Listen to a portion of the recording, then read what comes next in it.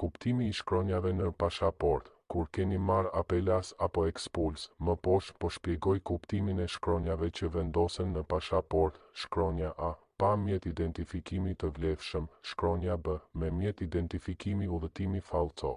Shkronja S, pa vizë të vlefshme ose të një leje qëndrimi të vlefshme. Shkronja D, me vizë ose leje qëndrimi fallco. Shkronja E, pa dokumentacionin e nevojshëm që vërteton qëllimin e udhëtimit dhe kushtet e qëndrimit. Shkronja F, ka qëndruar më shumë se 3 muaj në 6 muajt e fundit në territorin e zonës Schengen. Shkronja G, pa mjetet e nevojshme jetese në lidhje me periudhën dhe kushtet e qëndrimit dhe për mjetet e nevojshme për t'u kthyer në vendin e origjinës.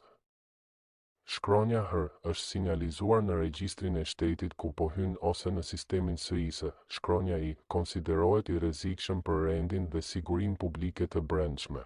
Studio jon ligjore garanton kërkesë e suksesshme për verifikimin dhe heqjen e ekspulsit apo apelasit drejtuar autoriteteve të shteteve të zonës Schengen sipas parashikimeve ligjore të rregullores së BE për sistemi SIS.